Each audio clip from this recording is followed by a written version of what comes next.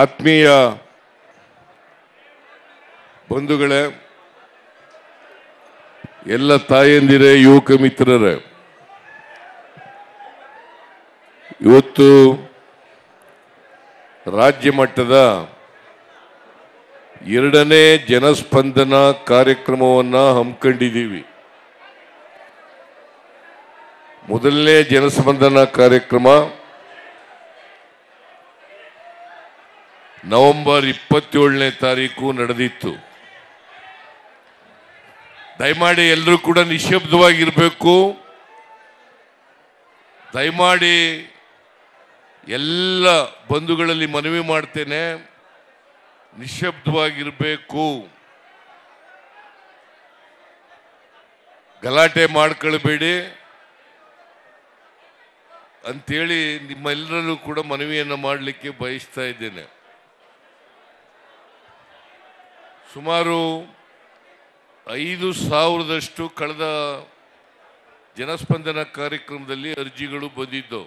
ನಿಮ್ಮ ಉಬ್ಬಿದ ರಕ್ತನಾಳಗಳ ಸಮಸ್ಯೆಗೆ ಎವಿಸ್ ಆಸ್ಪತ್ರೆಯಲ್ಲಿ ಕೇವಲ 30 ನಿಮಿಷದ ಲೇಸರ್ ಚಿಕಿತ್ಸೆಯೊಂದಿಗೆ ಮುಕ್ತಿ ಹೊಂದಬಹುದು. ಹೆಚ್ಚಿನ ವಿವರಗಳಿಗಾಗಿ ಸಂಪರ್ಕಿಸಿ 8088837000.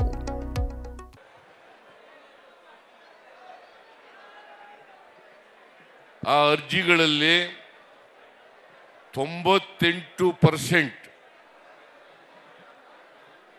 ಆ ಎಲ್ಲ ಅರ್ಜಿಗಳಿಗೂ ಕೂಡ ನಮ್ಮ ಅಧಿಕಾರಿಗಳು ಅವರ ಸಮಸ್ಯೆಗಳಿಗೆ ಪರಿಹಾರ ಕೊಡ್ತಕ್ಕಂಥ ಪ್ರಾಮಾಣಿಕ ಪ್ರಯತ್ನವನ್ನು ಮಾಡಿದ್ದಾರೆ.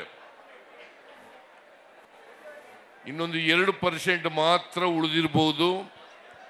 5,000ದಲ್ಲಿ 200 ಚಿಲ್ಲರೆ ಅರ್ಜಿಗಳು ಮಾತ್ರ ಉಳಿದಿದ್ದಾವೆ. ಅವು ಕೂಡ ಕೆಲವೇ ದಿನಗಳಲ್ಲಿ ಇತ್ಯರ್ಥ ಆಗ್ತವೆ. ಸೊ ಇದು 2ನೇ ಜನಸ್ಪಂದನ ಕಾರ್ಯಕ್ರಮ. ಸುಮಾರು 10,000ಕ್ಕೂ ಹೆಚ್ಚು ಜನರು ತಮ್ಮ ಸಮಸ್ಯೆಗಳನ್ನು ಒತ್ತು ಇಲ್ಲಿ ಬಂದಿದ್ದೀರಿ.